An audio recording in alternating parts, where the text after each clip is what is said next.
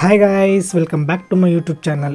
ಈ ವಿಡಿಯೋದಲ್ಲಿ ನಾನು ಇವತ್ತು ನಡೀತಿರೋ CSK ವರ್ಸಸ್ KKR ಟೀಮ್ಸ್ನ ಮ್ಯಾಚ್ಗೂ ಮೊದಲೇ ಕೆಲವು ಇಂಟ್ರೆಸ್ಟಿಂಗ್ ಸ್ಟ್ಯಾಟಿಸ್ಟಿಕ್ಸ್ಗಳೈತೆ, ಅದ್ರ ಬಗ್ಗೆ ನಾನು ತಿಳಿಸ್ಕೊಡ್ತೀನಿ. ಹಾಗೂ ಈ ಮ್ಯಾಚ್ ನಡೀತಿರೋ ಸ್ಟೇಡಿಯಂನಲ್ಲಿ ಫಸ್ಟ್ ಬ್ಯಾಟಿಂಗನ್ನು ಆಡಿದವರು ಎಷ್ಟು ಮ್ಯಾಚಸ್ಗಳನ್ನ ಗೆದ್ದವ್ರೆ, ಹಾಗೂ ಸೆಕೆಂಡ್ ಬ್ಯಾಟಿಂಗ್ ಆಡಿದವರು ಎಷ್ಟು ಮ್ಯಾಚಸ್ಗಳನ್ನ ಗೆದ್ದವ್ರೆ, ಹಾಗೂ ಈ ಸ್ಟೇಡಿಯಮ್ಮು ಬ್ಯಾಟರ್ಸ್ಗೆ ಹೆಲ್ಪ್ ಆಗುತ್ತಾ ಅಥವಾ ಬೌಲರ್ಸ್ಗೆ ಹೆಲ್ಪ್ ಆಗುತ್ತಾ ಅನ್ನೋದ್ರ ಫುಲ್ ಇನ್ಫಾರ್ಮೇಷನ್ ನಾನು ಈ ವಿಡಿಯೋದಲ್ಲಿ ತಿಳಿಸ್ಕೊಡ್ತೀನಿ.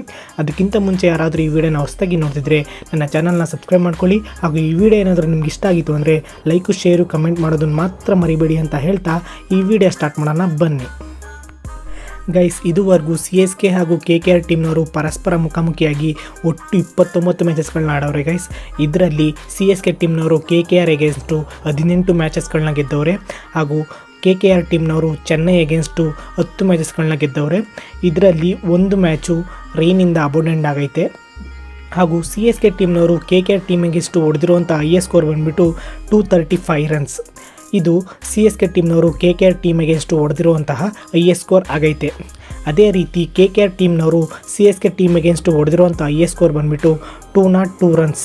ಇದು KKR ಟೀಮ್ನವರು CSK ಟೀಮಿಗೆ ಹೊಡೆದಿರುವಂಥ ಹೈಯೆಸ್ಟ್ ಸ್ಕೋರ್ ಆಗೈತೆ.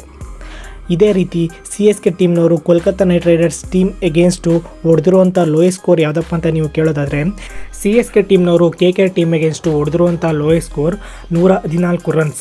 ಇದು CSK ಟೀಮ್ನವರು KKR ಟೀಮ್ ಎಗೇನ್ಸ್ಟು ಹೊಡೆದಿರುವಂಥ ಲೋಯೆಸ್ಟ್ ಸ್ಕೋರ್ ಆಗೈತೆ. ಅದೇ ರೀತಿ KKR ಟೀಮ್ನವರು CSK ಟೀಮ್ ಎಗೇನ್ಸ್ಟು ಹೊಡೆದಿರುವಂಥ ಲೋಯೆಸ್ಟ್ ಸ್ಕೋರ್ 108 ರನ್ಸ್. ಇದು KKR ಟೀಮ್ನವರು ಚೆನ್ನೈ ಎಗೇನ್ಸ್ಟು ಹೊಡೆದಿರುವಂಥ ಲೋಯೆಸ್ಟ್ ಸ್ಕೋರ್ ಆಗೈತೆ.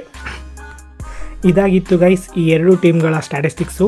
ಇವಾಗ ಈ ಮ್ಯಾಚ್ ನಡೀತಿರೋ ಸ್ಟೇಡಿಯಂ ಬಗ್ಗೆ ಸ್ವಲ್ಪ ತಿಳ್ಕೊಳ್ಳೋಣ ಬನ್ನಿ ಗೈಸ್.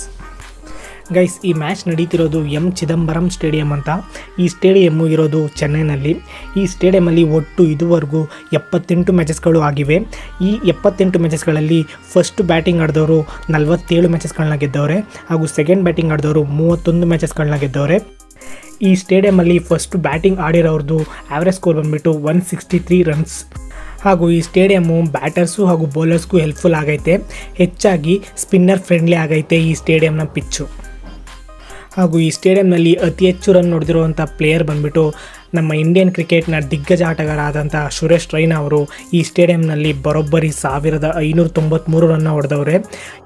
2008ರಿಂದ 2019 ಡ್ಯೂರೇಷನಲ್ಲಿ ಇವರು ಈ ಸ್ಕೋರ್ನ ಮಾಡವ್ರೆ ಈ ಸ್ಟೇಡಿಯಮಲ್ಲಿ. ಇದಾಗಿತ್ತು ಈ ಸ್ಟೇಡಿಯಂನ ಇನ್ಫಾರ್ಮೇಷನ್ ಗೈಸ್.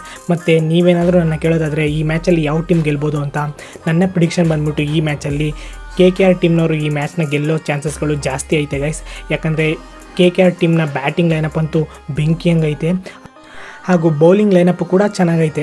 ಆದರೆ CSK ಟೀಮ್ನವ್ರದ್ದು ಬೌಲಿಂಗ್ ಲೈನಪ್ಪು ಹಾಗೂ ಬ್ಯಾಟಿಂಗ್ ಲೈನಪ್ಪು ಹೋದ ಮ್ಯಾಚಲ್ಲಿ ಕಂಪ್ಲೀಟಾಗಿ ಕೊಲ್ಯಾಪ್ಸ್ ಆಗಿತ್ತು. ಅದರಿಂದನೇ ಅವರು ಲಾಸ್ಟ್ ಮ್ಯಾಚ್ ಸೋಲಕ್ಕೆ ಕಾರಣ.